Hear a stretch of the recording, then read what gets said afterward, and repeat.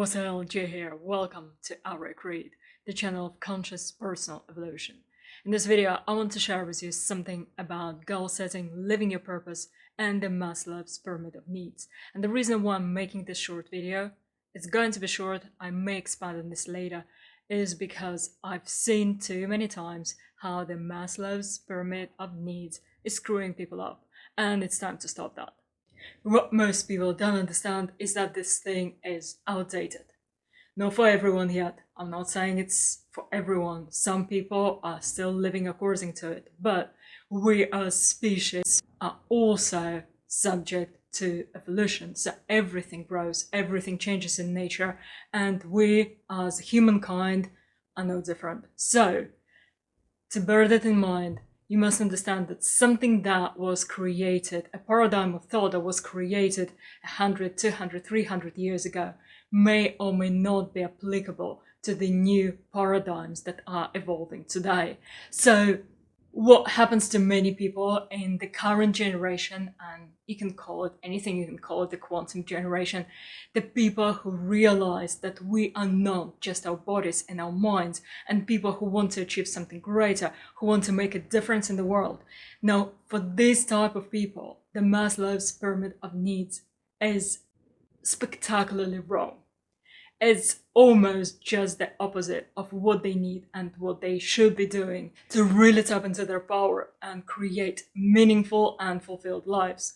And so, if you belong to the generation that wants to make a difference in the world, that wants to evolve, that wants to find out what's behind the veil, what's behind the reality that we were taught to believe is the only one, if you're one of those people, the Maslow's Pyramid of Needs is not for you. So I've created an updated version of it, which I'm going to show you on the screen. Here it is. As you can see, for the new generation, the main priority is self-actualization, which is something that was on top of the pyramid with the old version of the scheme. And so if you look back at your life, if you really analyze what's going on, you will find out that self-actualization is all that matters, or at least it's a bigger part of your life than it was for the previous generations. So you would happily go without certain things, without certain comforts, to be able to pursue your goal and to be able to go in the direction that you feel is right. So for example, you may not have a stable job, you may be sleeping at your friends, and yet be way happier than you would have been working 9 to 5 in a very secure, safe, and cozy, cushy job, right? So just analyze what is true for you in your life to be able to set your priorities right. So many people believe, looking at this pyramid, that they should attend to their safety needs first. And although it's true for some people, it may or may not be true for you. Because as I said, if you prefer adventures and traveling the world and sometimes going without certain things, rather than being a manager in a supermarket or maybe work in an office, then it means that self-actualization takes priority for you. And you know, it's good, it's perfectly fine. You shouldn't try and force yourself to think and to be the way the previous generations thought and were, because you're not them, because time is changing, as you know. So the next one up, level 2, is belonging and love, because one of the main underlying desires of this new generation is to belong somewhere. The problem that we have is simply we are too different from the previous generation that it's difficult to connect in many cases. And so many of us feel alone or alienated and not understood by anyone else. And this is why, because your mind works in a different way. You have different priorities, and you should recognize those priorities and set them first. So our second priority after self-actualization is belonging and love, and being able to connect with someone who is like-minded, who is on the same wavelengths as us, and who also understands where we are going and wants to support us unconditionally. And belonging is about the sense of being part of a group that stands for something greater. And you can notice how this is the second level, because if many of us have to choose whether to conform to a certain group and be a member of the group and have this feeling of belonging, but not having their soul needs fulfilled. So say it's the wrong group for you, it's not quite going where you want to go, then many of us will actually choose to step away and break from that group and follow their purpose and their self-realization, self-actualization process. So this is why that comes first. And then having this fulfilled, we are obviously looking for people who understand us and who speak the same language. Now, the third tier of this pyramid, called esteem in the Maslow scheme, I labeled service, because technically esteem in his model was about getting validation and acknowledgement and praise for others. So we're doing something and then other people recognize that, and that makes us feel good about ourselves. Now, with the new generation is not quite the case, because we are so focused on doing what matters to us and doing what brings a true difference in the world, that we are less interested in what other people may think about it. Also because right from the early years, we learned that the majority of people never understand what we're up to anyway. So explaining is meaningless. So we have to focus on what matters to us and believe in what we are doing. And then if other people say good things about that, fine. If they don't, fine as well. Because a warrior who is focused on his pulse and on his mission is not really swayed by other people's opinions. So I label this step of the pyramid service, because what really matters for us is to be able to be of service, is to be able to bring the difference, the change we want to see in the world. So I would say for us, these three levels, these three steps are the most fundamental, because many of us can easily go without the mundane, easy comforts that so many human version 2.0 chase and put above everything else. We don't.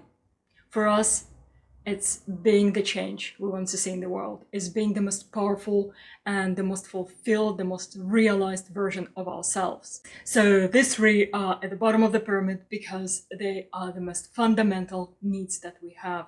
And these are the things that we naturally care about the most. So if you try to force yourself to care about something else artificially because society told you so, it creates an inner conflict and it weakens you and it slows you down. This is why it's so important to recognize and appreciate your true priorities and your true values. The next one up is about physiological needs. And don't take me wrong, our body obviously needs certain things that we have to attend to.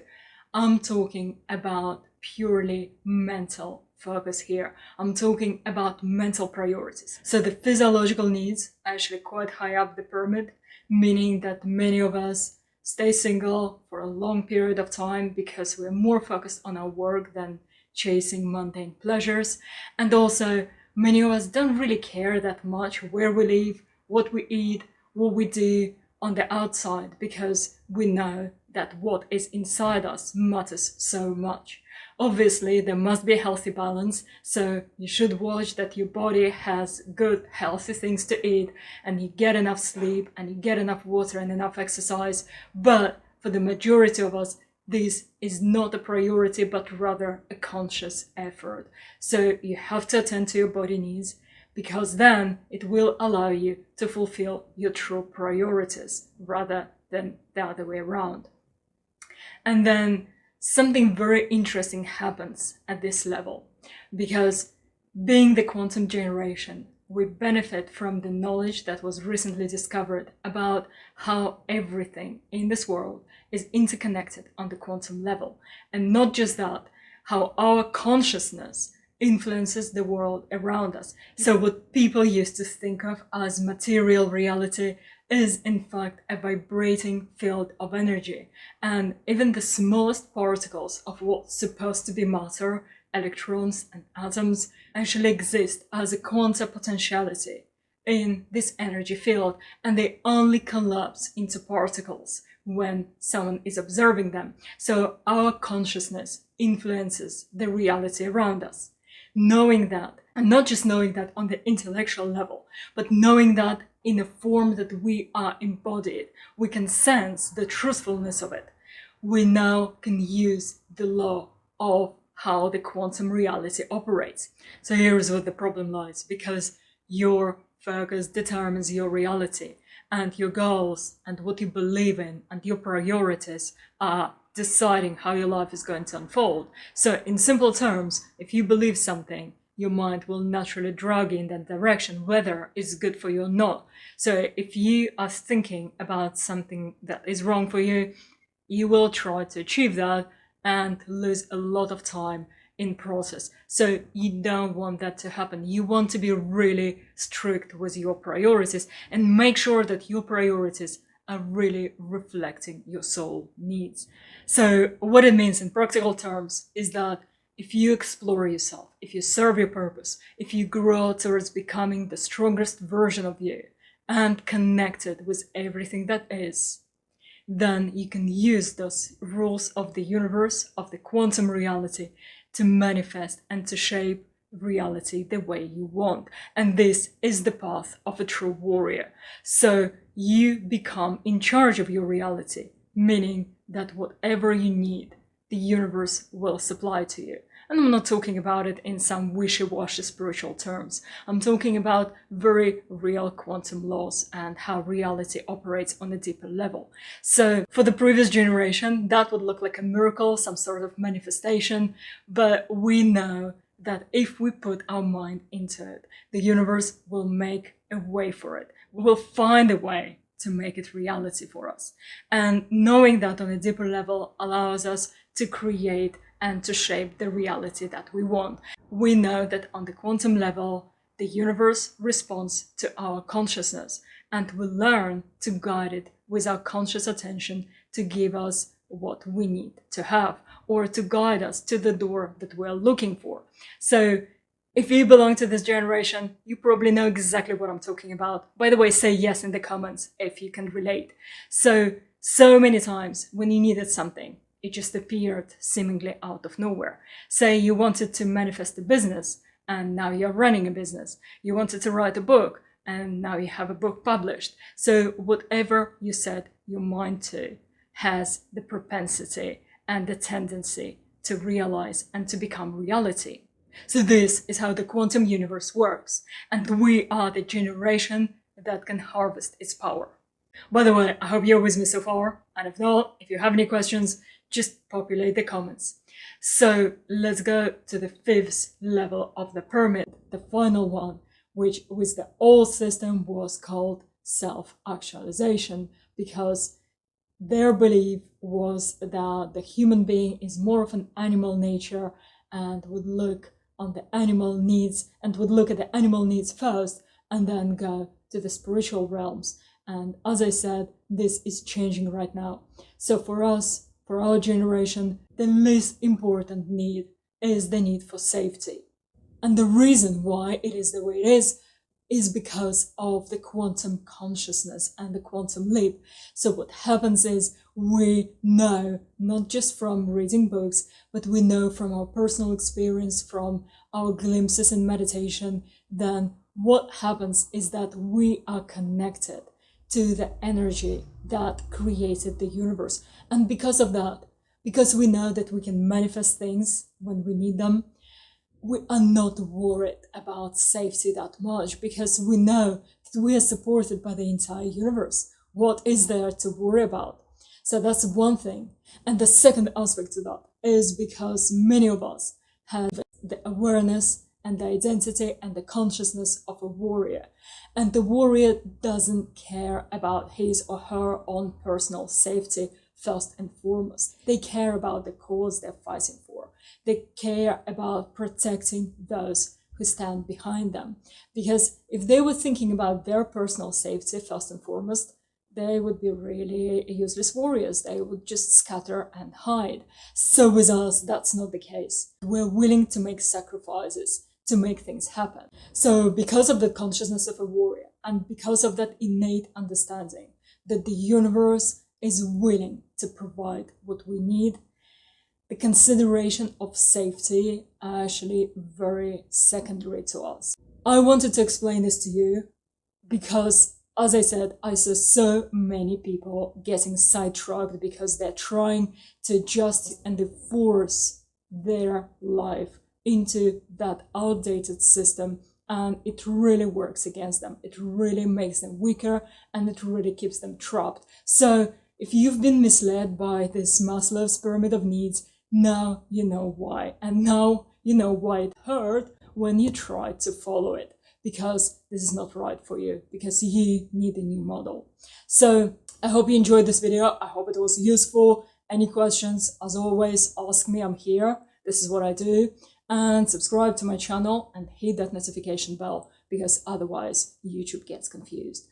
And by the way, if you're interested in taking your spiritual evolution to the next level, if you really want to realize who you are and how you can serve the world greatly, then I invite you to check out my latest course. It's not out there yet, but the waiting list is already open, so do check it out. I'm going to pin the link in the comments below. It's something like you've never experienced before. So that's all for today. This was Jay from Aria. Thank you for watching and see you next time.